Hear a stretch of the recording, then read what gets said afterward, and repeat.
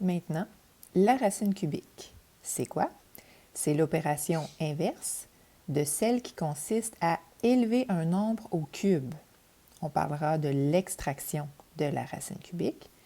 Et le symbole de cette opération est encore le radical, mais avec un petit 3 à l'intérieur. Comme on l'a fait avec l'exemple de la racine carrée, on va commencer par élever un nombre au cube. Élever un nombre au cube, c'est de prendre un nombre, comme dans l'exemple ici, on a moins 6, de l'affecter de l'exposant 3. Les parenthèses sont nécessaires pour indiquer que le nombre 6 inclut un négatif, donc c'est vraiment moins 6 qui sera multiplié 3 fois par lui-même. Et le résultat de cette opération est moins 216. Ce que nous venons de faire, c'est d'élever le nombre moins 6 au cube. On l'a élevé au cube, on l'a multiplié 3 fois par lui-même.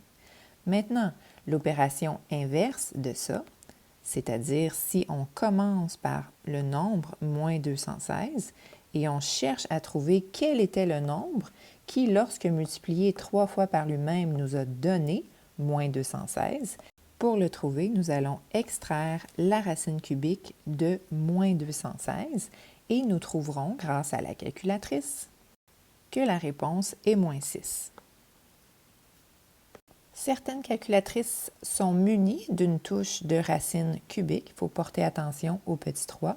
D'autres calculatrices auront plutôt une touche plus générale qui nous permet de changer nous-mêmes le nombre du radical. Ainsi, on pourrait extraire la racine cubique en mettant nous-mêmes un 3.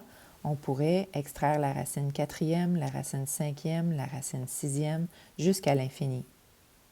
C'est à vous de vous familiariser avec votre calculatrice selon son modèle, de repérer l'opération souhaitée. Parfois, il faut aller chercher la deuxième fonction pour faire notre calcul. Pour terminer, j'aimerais brièvement discuter de vocabulaire, comme avec la capsule sur la racine carrée. Alors ici, nous avons une expression qui se lit 8 exposant 3. On pourrait également dire 8 à la 3 ou encore 8 au cube. Le mot cube est associé à l'exposant 3 et c'est pour cette raison qu'on va parler de la racine cubique lorsqu'on fait l'opération inverse de celle qui consiste à élever un nombre au cube.